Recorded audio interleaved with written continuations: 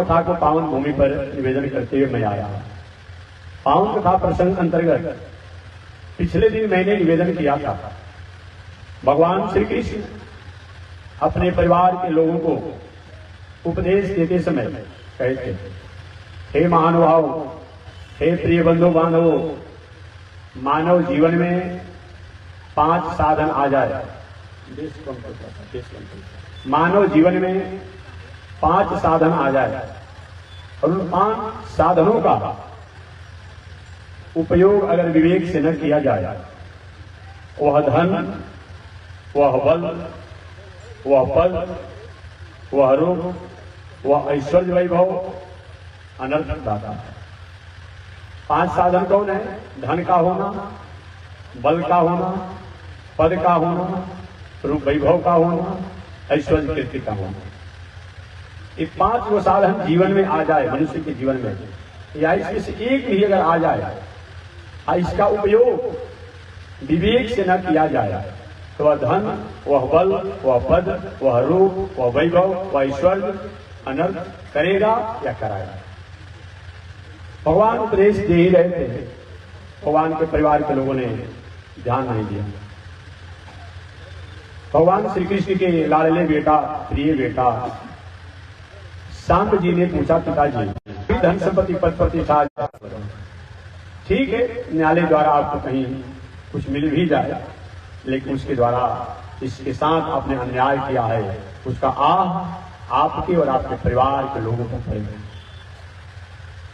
भगवान उपदेश दे ही रहे थे। सांब जी ने कहा, पिताजी ये 5 को दुर्गुण न आवे, विवेक ठीक रहे, अब 5 साधन द्वारा अनर्थ न हो, इसका भी कोई उपाय है क्या? भगवान का उपाय है। क्या उपाय है? तो 7 वो सूत्रों को जीवन में उतारना पड़ता है। वो 7 सूत्र कौन है? इसकी व्याख्या कल मैं कर चुका हूं। 7 सूत्र, देखिए हमारा आपका जीवन भी सूत्र पर ही टिका हुआ है। केवल फिजिक्स, केमिस्ट्री, बायोलॉजी, बॉटनी, जो भी आप समझते हैं, मैथ, अरबी, अंग्रेजी इत्यादि में सूत्र नहीं है।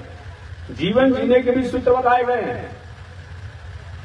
और सूत्र एक ऐसा होता है जो हमारे जीवन को सर्व कर लेता है, समाधान कर देता है।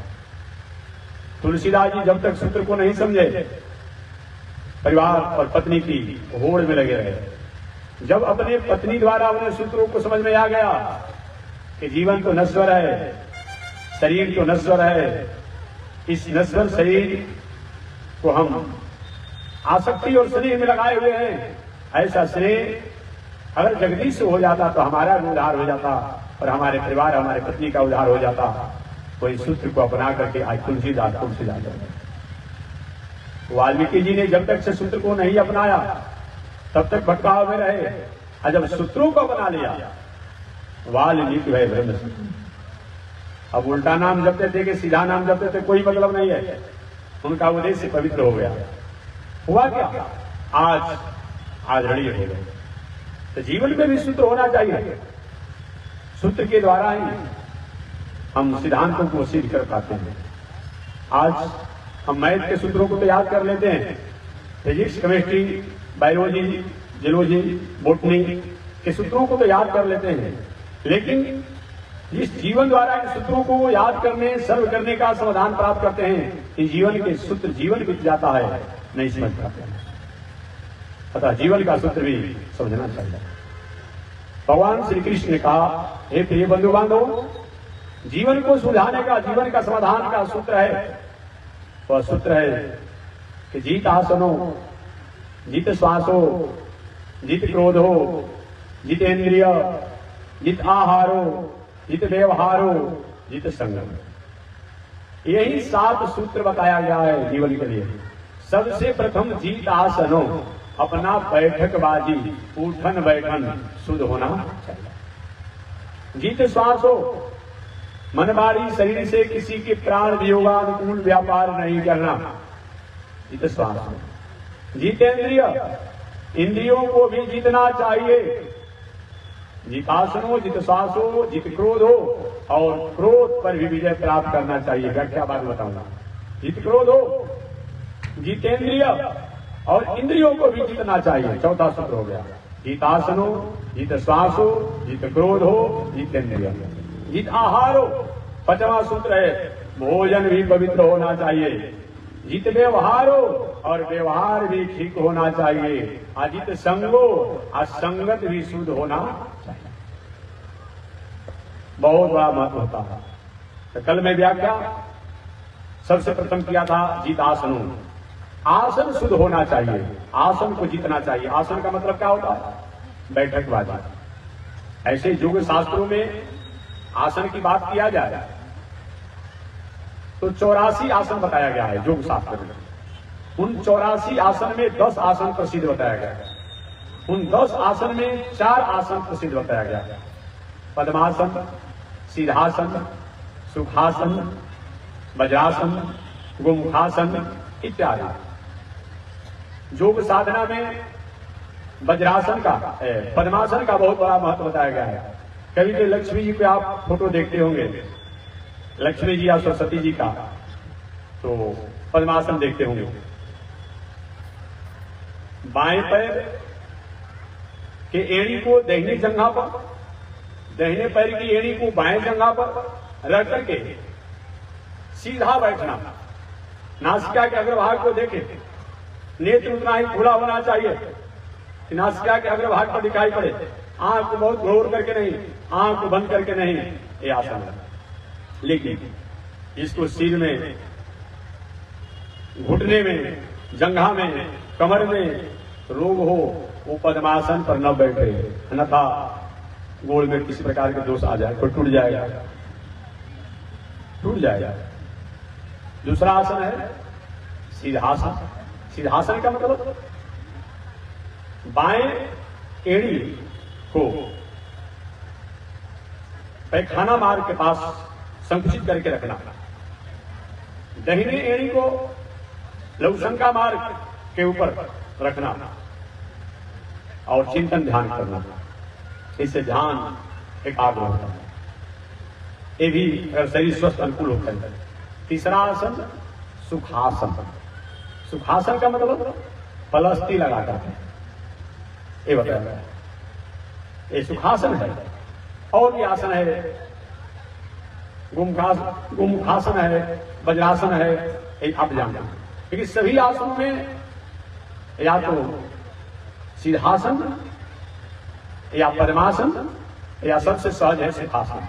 इन आसन में बैठना चाहिए। जिसका आसन सिद्ध नहीं है उसका सब कुछ अधूरा है। बैठकबाजी का बहुत बड़ा महत्व है, योग शास्त्र की बात मैंने बताया। बाकी ऐसे जितासनों का मतलब अपना बैठकबाजी पवित्र होना चाहिए, उठन बैठन। कल 2 उदाहरण मैंने दिया था, भीष्माचार्य जी का, अर्जुन और हनुमान जी। बैठक का बहुत बड़ा महत्व होता है। 6 घंटा पूजा कीजिए, कोई बात नहीं। 10 मिनट कहीं कुसंग में बैठ जाएंगे, गलत जगहों पर बैठ जाएंगे, मति बुरी भटकने की संभावना बन सकती है। आसन का इतना बड़ा महत्व होता है, भूमि का इतना बड़ा महत्व होता है कि अच्छे से लोग भी कभी कभी भ्रमित हो जाते हैं। श्री रामायणम की कथा सुनाकर आगे मैं बढ़ जाऊंगा। श्रीमद् वाल्मीकि रामायण में कथा आती है, भगवान श्री राम आप जहां पर हैं, ये पूरा विंध्य क्षेत्र है, पूरा विंध्य क्षेत्र है, जगन्नाथ से लेकर के और जहां तक विंध्य विंध्याचल तक आगे तक ले, ये सब विंध्य क्षेत्र ही है। विंध्य की पहाड़ी ही है, इसको आप अपनी भाषा में कैमूर की पहाड़ी कहते हैं, लेकिन इसका नाम है विंध्य की क्षेत्र। विंध्य की पहाड़ी है, विंध्याचल पर्वत है, अपना विंध्य पर्वत है, बहुत लंबा फैला हुआ है। अनादिकाल से बड़े बड़े संत महात्मा महात्मा लोग इस पर्वत पर अपनी साधना आराधना करते थे और सबसे पवित्र क्षेत्र है। शास्त्र की अगर बात किया जाए तो सबसे पवित्र क्षेत्र है शास्त्र में। हालांकि सब तो पवित्र है, जहां संत महात्मा तीर्थ तो सब पवित्र है, लेकिन शास्त्रीय परिपाटी की अगर बात किया जाए तो काशी दिग्पूर्व भागे, काशी दिग्पूर्व भागे, काशी से पूर्व सूर्ण पश्चिम तथा, आप जिस सूर्ण तट के पश्चिम तट पर हैं, सूर्ण पश्चिम तथा गंगा विंध्य, गंगा की तराई, गंगा का दक्षिणी तट और विंध्य पर्वत का उत्तरी तट, कारुष देश उच्यते, एक कारुष देश या करुष देश के नामों से जाना जाता है। जिसमें देवराज इंद्र को ब्रह्महत्या का दोष लगा था, इसी क्षेत्रों में उनकी ब्रह्महत्या का दोष समापन हुआ था, दूर हुआ था, पवित्र हुए थे और अपने इंद्रलोक को प्राप्त किए थे। इसके बदला में उन्होंने आशीर्वाद दिया था इस क्षेत्र को कि इस क्षेत्र जो है सबसे पवित्र रहेगा और दुनिया में जो कुछ भी है और लोगों से यहाँ एक अलग न्यारा रहेगा। इसलिए आज भी देखेंगे दुनिया में कहीं भी भूकंप आता है तब, तूफान आता है तब, जो कुछ भी होता है तब आते आते इस क्षेत्र में आकर कुछ कमजोर हो जाता है। कोई भी चीज ऐसा ही क्षेत्र है, ये देवराज इंद्र द्वारा आशीर्वचन किया गया यह कारुस्तेश है। ऐसे कारुस्तेश में हम लोग हैं। इसी कारुस्तेश के विंध्य पर्वत पर भगवान श्री राम, लक्ष्मण जी अब उसमें सीता जी भी साथ में थे, घूम रहे थे 14 वर्षों की यात्रा में। अचानक भगवान श्री राम ने कहा, लक्ष्मण अब सायंकाल का समय हो गया है, आज जहां पर इस समय हो गया यही विंध्य पर्वत पर डेरा डाला है। ठीक है प्रभु, जाओ व्यवस्था करो। लक्ष्मण जी राम जी के दंड का काम करने वाले हैं। झंडा और डंडा के बाद तो आप जानते होंगे, भगवान कहीं झंडा है तो लक्ष्मण जी कहीं डंडा है। झंडा का महत्व तभी है जब डंडा है। डंडा अकेले रह सकता है लेकिन झंडा नीचे गिरने के बाद कोई मतलब नहीं रहता है। लक्ष्मण की बताया गया है, रघुवर कीरति विमल पताका दंड समान वह ऊंच से जाता। भगवान श्री राम की कीर्ति जो है पताका के समान है, आज लक्ष्मण की कीर्ति जो है डंडा के समान है। आज ये पंडाल के नीचे आप बैठे हैं, इस खंभा को हटा दिया जाए ये पंडाल रहेगा? नहीं रहेगा। पंडाल की शोभा है, झोपड़ी में बैठे हैं और झोपड़ी से खंभा हटा दिया जाए तो रहेगा? नहीं रहेगा। आजाद यही काम करते हैं। लक्ष्मण जी डंडे का काम करते हैं, खंभे का काम करते हैं। लक्ष्मण जी ने भगवान श्री राम की सारी व्यवस्था की। सायंकाल का समय हुआ, रात्रि का समय हुआ। दिनचर्या के अनुसार भगवान श्री राम ने अपनी दिनचर्या को पूरा किया। लक्ष्मण जी भी जो संकल्प लिए थे, आपने जाना होगा कि मैं सैन नहीं करूंगा। कब? जिस समय सुमन जी भगवान श्री राम, लक्ष्मण, सीता को वन में छोड़ करके और रात्रि में चले गए। लक्ष्मण जी ने तय कर लिया उसी दिन से कब मैं 14 वर्षों तक सोऊंगा, खड़े खड़े अपना दिनचर्या कर लूंगा, कभी ऐसी स्थिति आई। अरे करते नहीं थे। भगवान श्री राम ने कहा, लक्ष्मण रहने की व्यवस्था पूरी हो गई, आप लोग पूरी हो गई। भगवान श्री राम इसी विंध्य पर्वत के क्षेत्रों में डेरा डाला। जब से लक्ष्मण जी वहां आए तब से उनके मन में खूब भावनाएं जगने लगी। मेरा तो वनवास हुआ नहीं है, वनवास तो राम जी को हुआ। हम फालतू में अपनी पत्नी को छोड़ करके आ गए, हमको क्या मतलब? एक तो भले जंगल में है लेकिन अपनी पत्नी तो साथ में की है। मैंने तो अपनी पत्नी को छोड़ दिया अयोध्या में। मैंने अनेक प्रकार के सीता जी के प्रति, भगवान श्री राम के प्रति इनकी कुभावनाएं आने लगी। भगवान श्री राम इस घटना को जान गए, मन ही मन मुस्कुराते हैं, भीतर से प्रसन्न है। आज लक्ष्मण जो है फेरा में फंसा।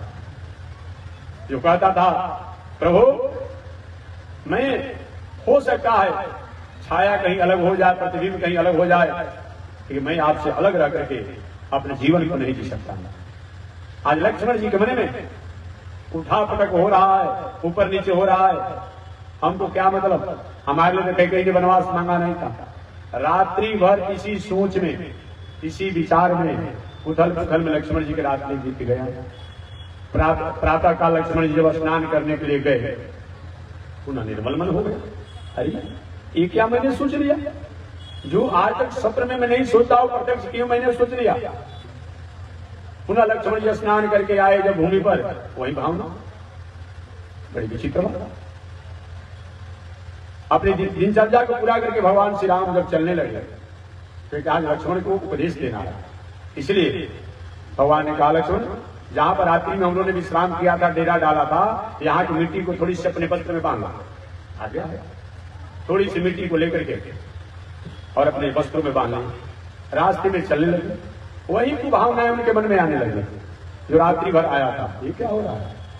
हाँ, तो ऐसा होता नहीं। अंत में लक्ष्मण जी से रहा नहीं गया। लक्ष्मण जी ने पूछा, प्रभु क्या मेरे द्वारा कोई बहुत बड़ा अपराध हो गई है क्या, जो आपके प्रति, सीता जी के प्रति हमारे मन में कुभावनाएं हो रही है, जो मैं स्वप्न में सोच नहीं सकता हूं। भगवान ने कहा, लक्ष्मण जिस मिट्टी को तुम अपने बांध कर वस्त्रों में रखने फेंक दे, मन निर्मल हो गया।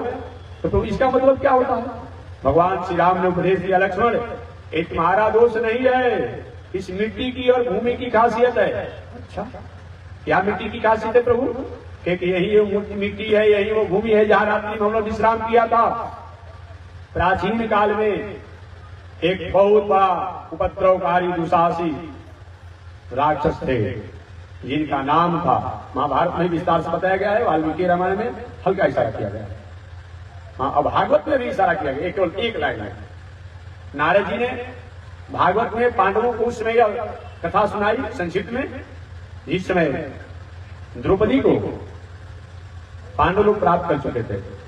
एक दिन नारद जी महाराज आए और पांडवों से कहे, पांडव या द्रौपदी तुम पांचों पांडवों की पत्नी है, लेकिन एक समय का निर्धारण करो, एक मर्यादा का निर्धारण करो, अन्यथा तुम लोग की हाल वही होगी पांडवों की जो प्राचीन काल में सुंद और उपसुंद दैत्य राक्षसों का हुआ था। महाराज सुंद उपसुंद की कौन सी हुई थी, तो नारद जी ने पूरी कथा बता दिया। ये भागवत में एक लाइन में संक्षिप्त, इसी बातों को महाभारत में विस्तार से बताया गया है और वाल्मीकि रामायण में भी इसको संक्षिप्त में संकेत किया गया है।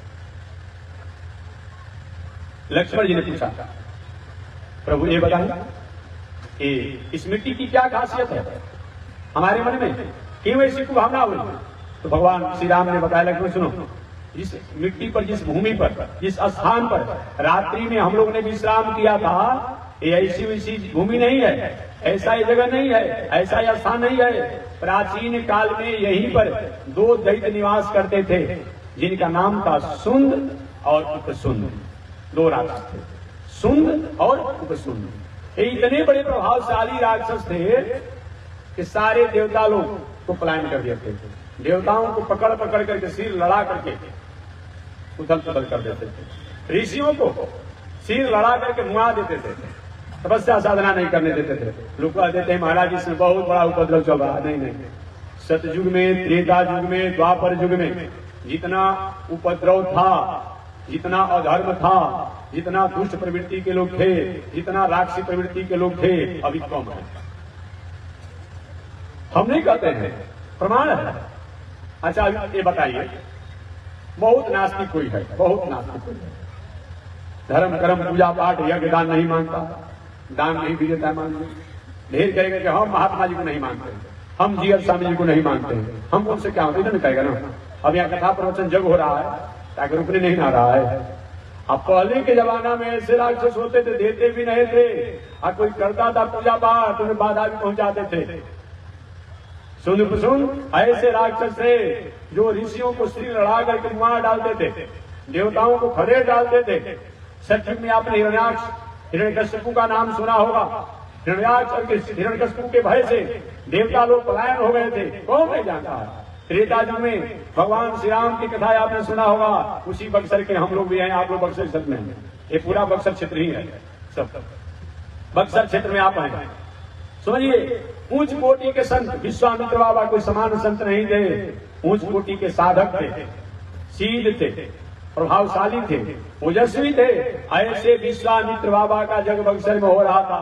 केवल जग कराने वाले दो चार गो विद्वान लोग होंगे, आज जजमान में विश्वामित्र बाबा ही होंगे, और बाकी कोई जजमान भी बनने नहीं गया होगा। फिर राक्षस मार डालेंगे, खा जाएंगे। आज जग देखने की, परिक्रमा करने की तो कोई बातें नहीं है, भय से कोई नहीं गया।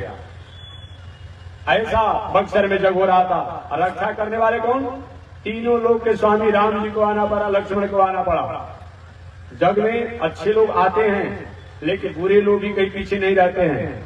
इसलिए हम माता जी लोग से हमेशा कहते रहते, पुरुष वर्ग से भी कहते हैं, माताओं से तो हमेशा निवेदन किया जाता है कि माता जी लोग कहीं भी सार्वजनिक आप आयोजन में जाइए, जग हो, पूजा हो, पाठ हो, विवाह हो, शादी हो, जो भी सार्वजनिक और भीड़ भड़का का आयोजन हो, कहीं भी, हमारे यहाँ कहीं भी जाइए, आप अपना सोना चांदी आभूषण जो भी है उसको अपने नियत और सुरक्षित स्थानों पर रख दीजिए। आपका शौक लगा हुआ है पहनने के लिए, दिखाने के लिए कि भाई कोई समझे कि हम भी अपने आप बड़े घर की बहू है, बेटी है, अच्छी है। ऐसा अगर शौक है, आजकल 10 रुपया का 20 रुपया का आभूषण चल रहा है, खरीद लीजिए। और जितना पहनना वैसे आभूषण को से 50 रुपए का पहन लीजिए। और जो कीमती और सही माने में सोना चांदी का आभूषण हो रख दीजिए। और नहीं तो ढेर दिखाने के खिलाफ होने पर होगा क्या? अगर 100 अच्छे लोग होंगे, एक ऐसे भी लोग होते हैं, क्या होगा?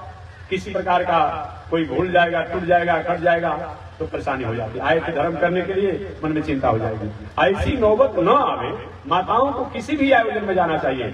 हमारे यहाँ की बात नहीं कर, कहीं भी जाइए आप, तीर्थ में, मंदिर में, पूजा में, पाठ में, यज्ञ में, ब्याह में, शादी में, जहां भीड़ भड़का का जगह हो, वहां आप निश्चित रूप में इसको कहीं सुरक्षित रख करके ही, और आजकल जो चल रहा है जो आर्टिफिशियल, उसी को खरीद कर पहन लीजिएगा। ऐसा नहीं होता है तो कभी न कभी कोई किसी प्रकार की घटनाएं होने की संभावना बढ़ जाती है। कितना भी आप सुरक्षा करोगे लेकिन नहीं हो पाएगा, नहीं हो पाएगा। अब कुछ दिन पहले एक जगह एक बूढ़ी माता जी थी। अब उनको कहा कि माता जी चलो आपको मैं पहुंचा देता हूँ। अब बेचारी समझी कोई धर्मात्मा औरत है। अब उसके बाह को पकड़ के ले जा रही थी और कुछ ही आगे लेके उसके अपने आभूषणों को छीन लिया। पूछा कि आपने हाला क्यों नहीं किया? क्योंकि मैंने सब जग बिगड़ जाएगा। सीधी सीधी माता जी थी अपना पे, इसीलिए मैंने कुछ नहीं बोला। कैसे रक्षा कर पाएंगे? इसलिए तो समझा जाए कि पहले भी लोग होते थे, आज भी होते हैं, इसको रोका नहीं जा सकता है। पुरुष वर्ग जितना 2-4-10 रुपया गाड़ी भाड़ा हो जो लेकर के आए, बाकी रुपया पैसा भी लेकर आने की जरूरत नहीं। 2-4 रुपया दान दक्षिणा देना वो ले लीजिए, कुछ खर्चा के ले लीजिए। कहीं भी सार्वजनिक आयोजन में, अनुष्ठानों में रुपया पैसा सोना चांदी लेकर आना, ये कहीं न कहीं शायद आप अपने को या तो समझ नहीं पा रहे हैं, या तो कहीं खोने के लिए ही आपने संकल्प ले लिया है। और हम क्या करेंगे? अब समझिए, इतना बड़ा जग हो रहा था और उस जग में बक्सर में मारी सुबह हूं, सब लोग पहुंच गए। तारका मारी सुबह के छोटे बाल बच्चे पहुंच गए। 5 दिन जग हो चुका था, 6वां दिन जग समापन की तरफ था। पहले के जमाने में भी 6 दिन के जग शास्त्र में विशेष बताया गया है। बहुत लंबा अनुष्ठान करने पर अनुष्ठान में कहीं न कहीं कुछ समस्याएं आने की संभावना बनी रहती है। आपने 1 महीना का जगन्नाथ दिया, या तो ब्राह्मण उस नियम से नहीं रह पाएंगे, या तो जजमान नहीं रह पाएंगे, या तो आयोजन करता नहीं रह पाएंगे। इसीलिए कोई भी कलयुग में अनुष्ठान जो होना चाहिए कम समय में होना चाहिए। ठीक है, सतयुग की बात है, त्रेता युग की बात है, द्वापर युग की बात है, हजार वर्षों तक अनुष्ठान चलते रहते थे। लेकिन कलयुग में हमारी स्थिति होना संभव नहीं है, अतः कम समय में ही अनुष्ठान होना चाहिए। 6 दिन का जग था विश्वामित्र बाबा का। कोई जग में परिक्रमा करने नहीं गया था, कोई नहीं गया। एकमात्र विश्वामित्र बाबा जजमान थे और राम लक्ष्मण पहरा देने वाले थे। वहां भोजन भंडारा की व्यवस्था नहीं किया गया था, परिक्रमा की व्यवस्था नहीं किया गया था, कथा पंडाल की व्यवस्था नहीं की गई थी। कौन जाएगा वहां उन राक्षसों के भाई? इतना बड़ा प्रभाव था। मैं कहना चाह रहा हूं कि अभी जितना सतयुग में, त्रेता युग में, द्वापर युग में जो उपद्रव था उतना अभी नहीं है, ये मैं कहना चाह रहा हूं। इसीलिए मैं कथा सुना रहा हूं। अब समझिए, त्रेता युग और 5 दिन जग पूरा हो चुका था। मारी सुबह तारका उनके बाल बच्चे एक बार जोरों से अट्टहास करते हुए आए।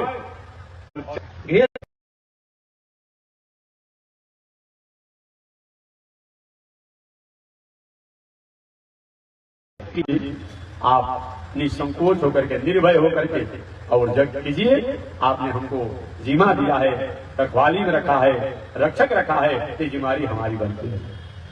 राम लक्ष्मण पहरा दे रहे थे, विश्वामित्र बाबा जग कर रहे थे। भगवान श्री राम ने कहा, हे मारी, हे सुबाहु, हे ताड़का सुबाहु के वंशज, हमारे गुरु जी की जगह आप लोग क्यों नहीं होने देते हैं? मारी सुबाहु ने कहा, हे दशरथ का बेटा, इसी भाषा में कहा, हे दशरथ के बेटा, इस साधु विश्वामित्र कहने में तुम पड़े हो, सुनो मेरा धर्म पहले। मारी सुबाहु ने कहा, पहले मेरा धर्म सुनो। अदमोदयान प्रेत जिन हरवा, जो भी पूजा करता है, पाठ करता है, जग करता है, दान करता है, तीर्थ करता है, व्रत करता है, सदाचार से रहता है, उनको तो हम चबा जाते हैं। जैसे कि आप लोग समोसा और पकौड़ी स्वादिष्ट खाते हैं, क्योंकि इन लोग के पूजा पाठ करने से इन लोग के खून मांस हड्डी जो है वो स्वादिष्ट हो जाता है, अतः इनको हम चबा जाते हैं। अदमोदयान प्रेत जिन हरवा। और जो समान लोग जो होते हैं, गांव के गांव घेर करके चारों तरफ आग लगा करके जला करके शमशान बना देते हैं। हयंत हे दाशरथे निहाय, ए दशरथ के निहाय, ये हमारा निजी धर्म है। कहा अपना भी धर्म अधर्म है जी? कहां उतना बड़ा पाप है जी? कहते हैं आप लोग हमारे बहुत पाप हो रहा है, कलयुग में ठीक है हो रहा है, लेकिन सतयुग में, त्रेता युग में जो था, द्वापर युग में, इसको आप भूल जाएंगे। भगवान श्री राम ने कहा, हे राक्षस आप ठीक ही बात करते हैं, लेकिन इस आपके विपरीत मेरा धर्म है, जो संत महात्मा धर्म क्यों बाधा पहुंचाता है उनको मैं छोड़ता नहीं हूं, और आपको भी मैं छोड़ूंगा नहीं। वही भगवान ने क्या किया, सुबाहु का कल्याण कर दिया, तड़का का कल्याण कर दिया। मारीच से आगे कुछ काम लेना था, इसलिए उसको बाण से मुंहमई बंबई फेंक दिया, मुंहमई बंबई फेंक दिए, आगे से काम लेना था।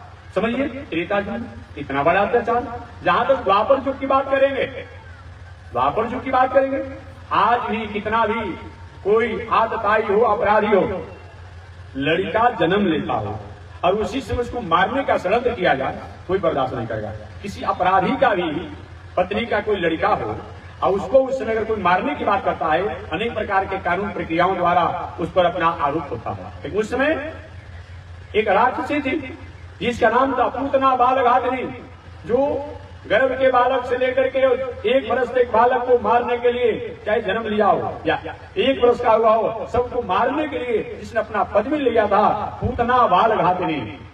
ऐसे भगवान श्री कृष्ण को मारने के लिए जन्म लेते ही जिसने प्रयास किया, कितना बड़ा दुस्साहस। इसलिए कलयुग समय न आने जुगा, जो नर करे विश्वास। कलयुग के समान अच्छा कोई युग नहीं है।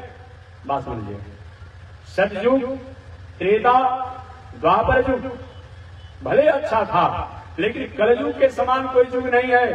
देवता लोग कलयुग में जन्म लेने के लिए, आने के लिए पृथ्वी पर तरसते रहते हैं। उनकी ये मान्यता है कि सतयुग में समाधि योग द्वारा जो कल्याण को प्राप्त किया जाता था, त्रेता युग में जगदज्ञ आदि द्वारा प्राप्त होता था, द्वापर युग में तीर्थव्रत पूजा करके प्राप्त होता था, वो कलयुग में भगवान की कथा को सुन करके भी प्राप्त कर लिया जाता है। इसलिए धन्य है कलयुग। आज कुछ महापुरुषों द्वारा, महानुभावों द्वारा कीर्तन के नाम पर, कीर्तन माने केवल कीर्तन नहीं होता है, कई कथा कीर्तन नहीं है।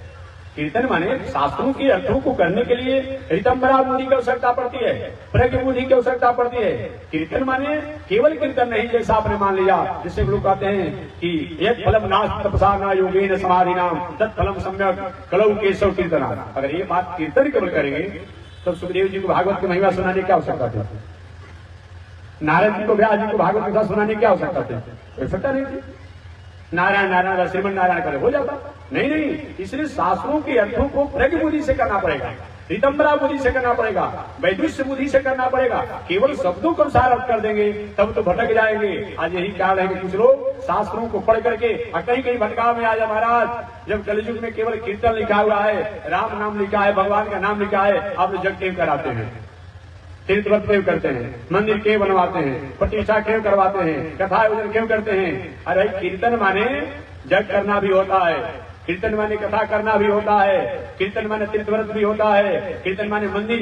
अरे मंदिर में क्या करते हैं? हम स्तुति न करते हैं, हम पूजा ही न करते हैं, और क्या करते हैं? वो भी तो कीर्तन है।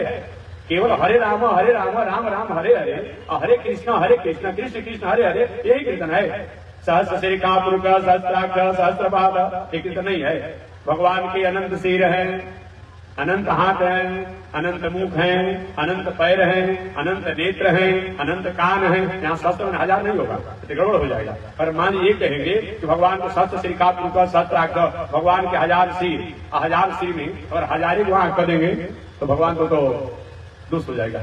1000 को हाथ करेंगे तो 1000 को पैर करेंगे। यहाँ अनंत शब्द का प्रयोग करना पड़ेगा। जब भक्तों की जितनी आवश्यकता पड़ती है, 2 भुजा से काम चलाना हो 2 भुजा वाले हो जाते हैं, 4 भुजा से काम चलाना होता है 4 भुजा वाले हो जाते हैं, 8 भुजा से काम चलाना 8 भुजा वाले हो जाते हैं, और कहीं 1000 भुजा की आवश्यकता पड़ती है 1000 भुजा वाले हो जाते हैं। ऐसे करना पड़ेगा। इसलिए शास्त्रों को हमेशा अपने आप में कहने से पहले सोचना पड़ेगा, क्या ये कीर्तन नहीं है?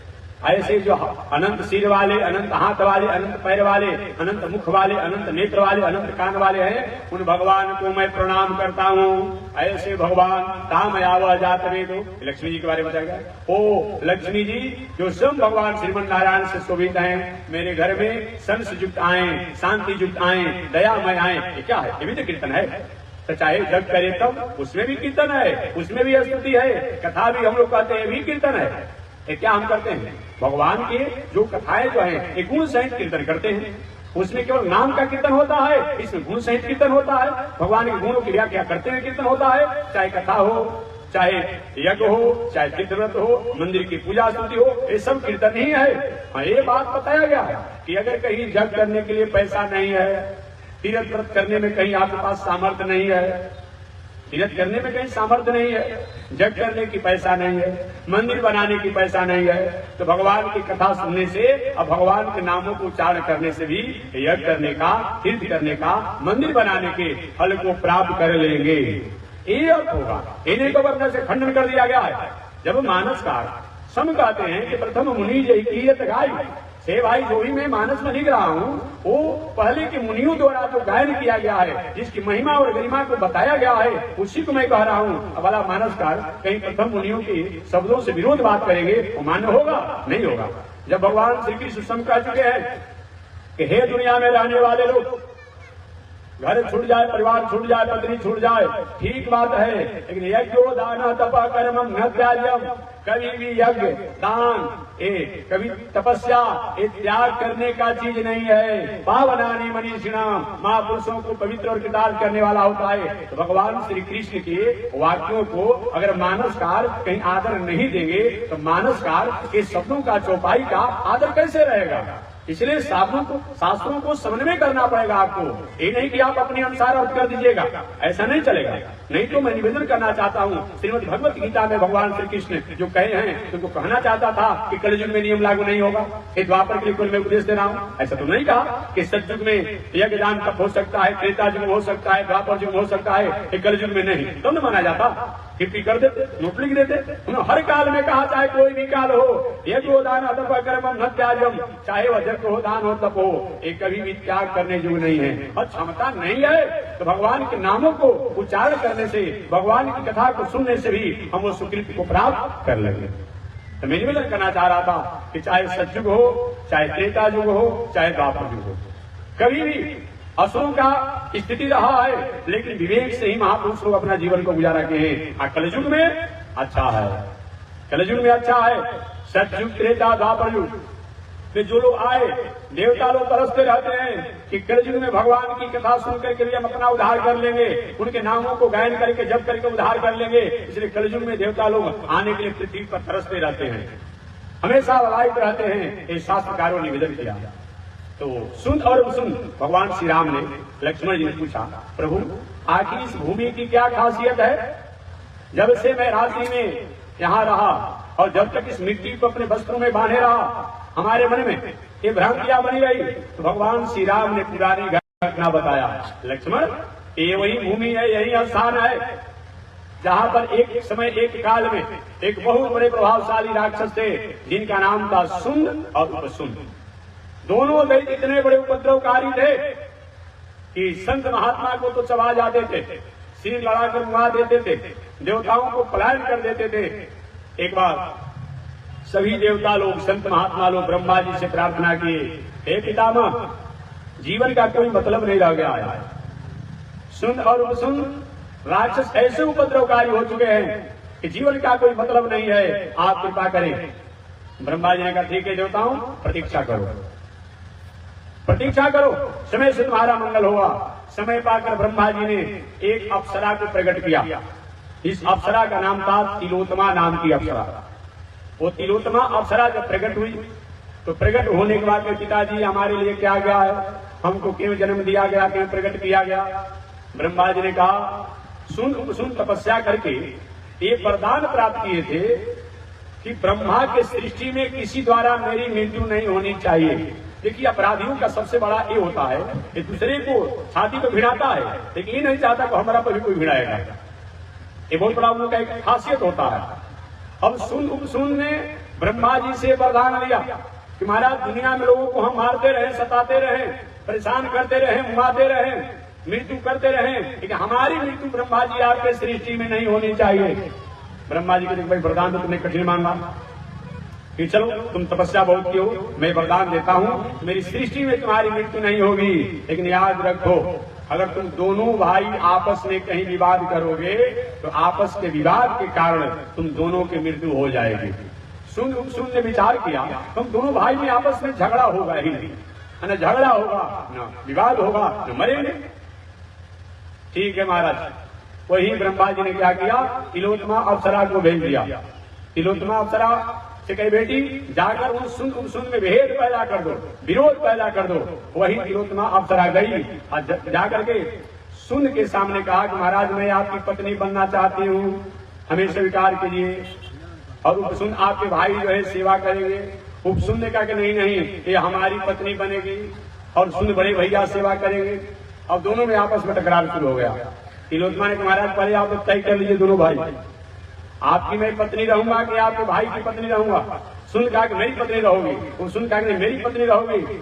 अब महाराज पहले आप तय कर दीजिए। अब दोनों भाई आपस में झगड़ा करके पटका पटकुल करके मारा मारी करके और दोनों कटमर करके समाप्त हो गए।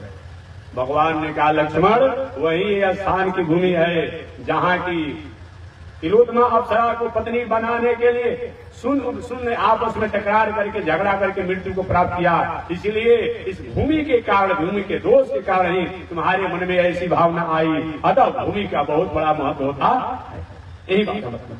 इसलिए भूमि पवित्र होना चाहिए, भूमि का बहुत बड़ा महत्व होता है। जीत आसनो, आसन पवित्र होना चाहिए, बैठकबाजी पवित्र होनी चाहिए। जीत आसनो, जीत श्वासो, मन वाणी शरीर से किसी के प्राण वियोगानुकूल व्यापार नहीं करना।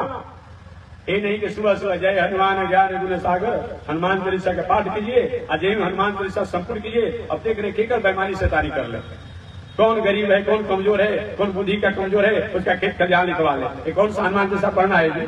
काहे का हनुमान चालीसा है जी? नहीं नहीं, एक बात मैं निवेदन करना चाहूंगा, पंचायती संपत्ति को कभी भी आप हड़पते हैं, कभी उसको अपने आप में लूट लेते हैं, वो आपका अच्छा नहीं होगा।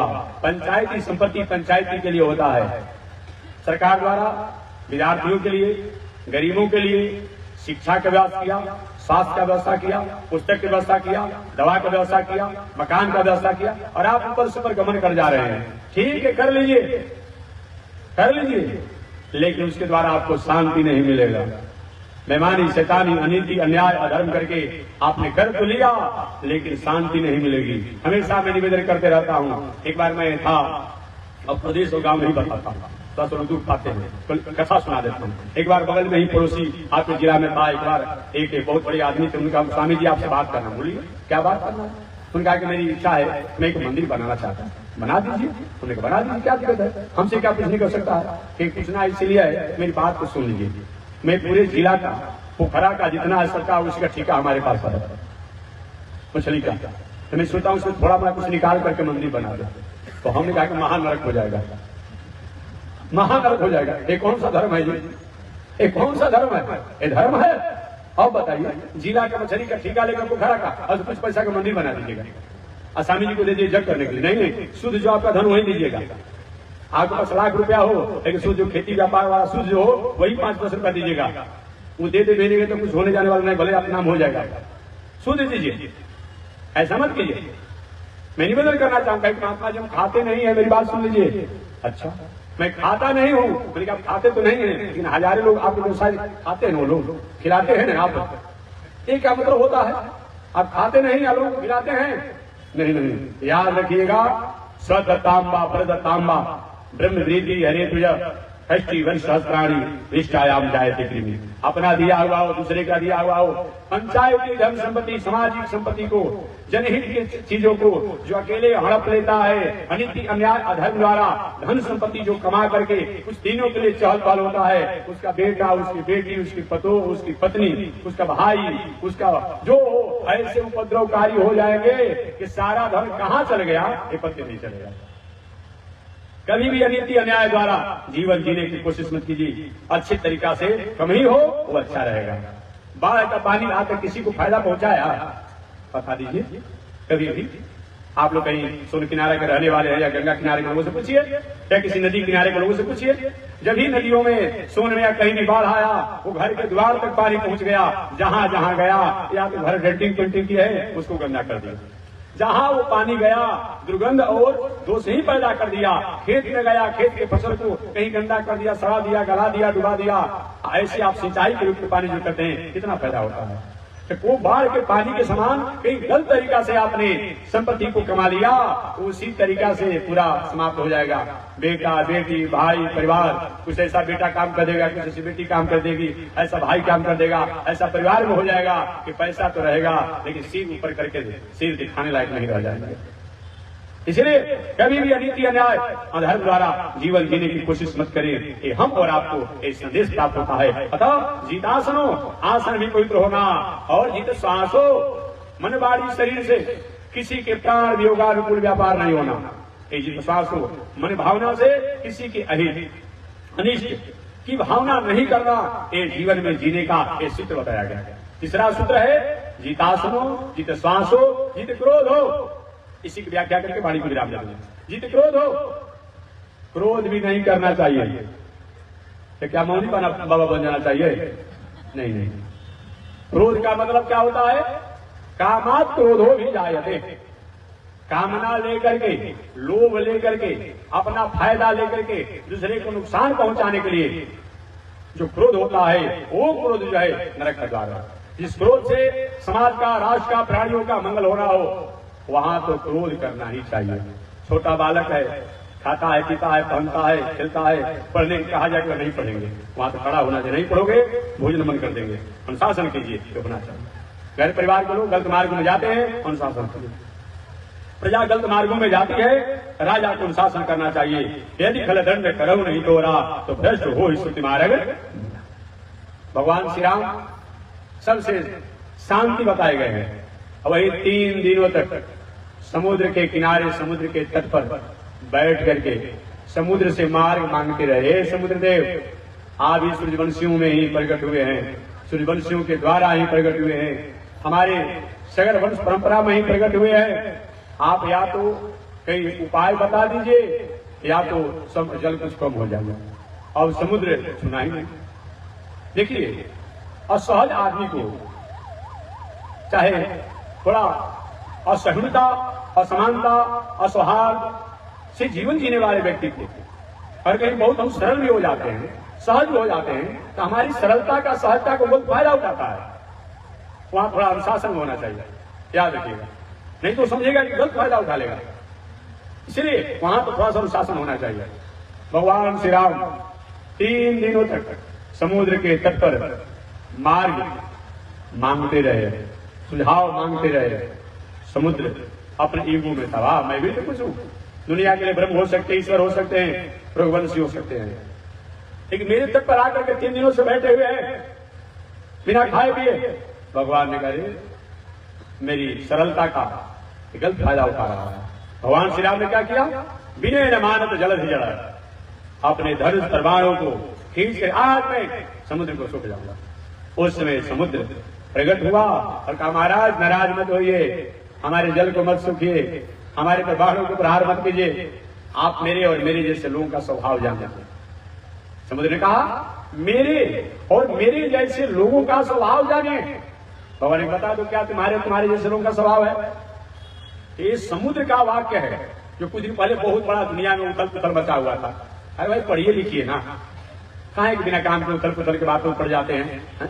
पढ़िए कौन कह रहा है। जैसे कोई व्यक्ति का देखिए भाई हमको गुड़ अच्छा लगता है, हमारा गुड़ खाना स्वभाव है, और व्यक्ति अपना स्वभाव बताया तो ऐसा स्वभाव है। किसी को तीता खाना स्वभाव है, किसी को खट्टा खाना स्वभाव है। तो समुद्र ने अपना और अपने जैसे लोगों का स्वभाव बताया कि हम और हमारे जैसे लोगों का क्या स्वभाव है। ये समुद्र का वाक्य है, ये भगवान श्री राम का वाक्य नहीं है, तुलसीदास जी का वाक्य नहीं है, काकभूषुंडी गुरु जी का वाक्य नहीं है, शंकर जी पार्वती का समाज नहीं है। ये जो स्वभाव है उस स्वभाव को उन्होंने कहा, जैसे आपने कहा हमको तीता अच्छा लगता है, तो हमने कहा अमुक व्यक्ति ने कहा था कि हमको तीता अच्छा लगता है, और कहने वाला व्यक्ति उसी हो गया नहीं, कहने वाला व्यक्ति उसी नहीं हो गया। अब कोई कहते कि भाई हम चाहते तो हैं लेकिन गंजा हमसे छूट नहीं पाता, और कोई व्यक्ति कहा अमुक व्यक्ति ने कहा भाई गंजा है, ये कहते हमको दोष है, और उसी व्यक्ति को कभी नाराज हो जाए। ये बात नहीं है। समुद्र ने कहा कि हमारे और हमारे जैसे लोगों में दोष है, ये स्वभाव है। क्या स्वभाव है? शूद्र, गंवार, ढोल, पशु, नारी, ये सब ताड़ना के अधिकारी। और ताड़ना शब्द को सुन करके जो अस्मिता, असौहार्द, असहिष्णुता, अविवेक, असमानता, असहजता से जीवन जीने वाले लोग हैं। अब ये लोग पूरी दुनिया में उथल पुथल मचा दिया। अरे भाई, ताना शब्द जो है कितना होता है? भारतीय दर्शन की डिक्शनरियों को पढ़िए। हमारा भारतीय दर्शन केवल शब्द के अनुसार अर्थ नहीं किया जाता है। जैसा प्रकरण होता है वैसा अर्थ किया जाता है, केवल शब्द से अर्थ नहीं होता है। विवाह का समय में देखते होंगे हमारी माताएं जो वर पक्ष के लोग आते हैं, एक गाली नहीं 100 गाली देती है। ऐसी ऐसी गाली देती है कि भगवान ने तय करे कहां से पढ़ लिख करके आई है, हम नहीं बताएंगे। आज तक उनके लिए विश्वविद्यालय भी नहीं खुला, कोई कॉलेज भी नहीं खुला। एक बार इनकी गाली जो देती है, इनकी गाली को समझने के लिए मैं भार्गव डिक्शनरी पढ़ रहा था कि भाई हो सकता शब्द होगा, ऐसा ऐसा शब्दों को चुन चुन कर देती है। आप सब इसमें अनुभवी होंगे, हम लोग कभी के गांव में रहते तो थोड़ा मोड़ा सुनने को मिल जाता है। अब बताइए, कोई भी आपने सुना होगा कहीं भी कि कहीं किसी गांव में बारात में गए थे, चाहे संधि साहब हुआ, जो भी वर साहब हो, जो भी हो, या बरतिया साहब हो, हमारा बेइज्जत हो गई गाली सुन करके। केस लिख लीजिए थानाध्यक्ष जी और न्यायाधीश जी न्याय कीजिए। वकील साहब लिखते हैं केस, थानाध्यक्ष केस लिखते हैं, न्यायाधीश जी को न्याय देते हैं। क्यों? सैकड़ों गालियां होती है। बल्कि आप जाएंगे केस लिखने के लिए तो हंसने लगे दरोगा जी, अरे क्या मजाक करता है, विवाह में होता ही है। वही बात वकील साहब भी कहेंगे, वही बात न्यायाधीश जी भी कहेंगे। समझिए, अब वही कहीं रास्ते में जा रहे हो और किसी के नली का, गली का, आरी का झगड़ा हो, आपने हमारा दखल कर लिया, आपने हमारा दखल कर लिया, कहा सुनी हुआ, आयो गाली दे दीजिए, तो एक गाली दे दीजिए, सही गाली देना पड़ेगा, अब तुरंत केस हो जाएगा। और ये कितने अपने आप में दफा कानून आप पर लग जाएंगे, आपने सामान पर ठेस पहुंचाया, क्या किया, कैसे किया, और केस चलते रहेगा। हमारा भारतीय दर्शन प्रकरण से नहीं माना जाता है, न कि शब्दों से नहीं माना जाता है। 100 गाली सुनने के बाद भी वहां कोई केस नहीं, कोई फरियाद नहीं, कोई न्यायालय की बात नहीं। एक कहीं गाली कोई कहा सुनी हो गया, उस पर कितना चलते रहता है। इसलिए केवल शब्दों द्वारा अर्थ नहीं किया जाता है, जैसा प्रकरण होता है वैसा शब्दों का अर्थ किया जाता है। राम शब्द अच्छा है, राम शब्द अच्छा है। अब किसी के यहाँ लड़का जन्म लिया हो, सतैसा का गीत गवा रहा हो, या जन्म पर सोहर का गीत गवा रहा हो, और में कोई माता जी आकर रमऊ और रमऊ कहने लगे तो कैसा लगेगा? वो समझा दीजिए उनका। अरे राम का रूप ही तो रमऊ शब्द है, बताइए कैसा लगेगा? अच्छा लगेगा? प्रकरण का अर्थ होता है, मैं ही बताना चाहता हूँ, शब्द से केवल अर्थ नहीं किया जाएगा, प्रकरण से अर्थ किया जाएगा। और वही किसी का चाहे राम, अगर राम नाम तिलक का विवाह का अवसर हो, राम नाम सत्य है, राम नाम सत्य है, बात ठीक भी है कि राम के अलावा दुनिया में कोई सत्य नहीं है, सब नश्वर है। लेकिन अगर विवाह में या तिलक में कहा जाए कि राम नाम सत्य है, राम नाम सत्य है, अच्छा लगेगा?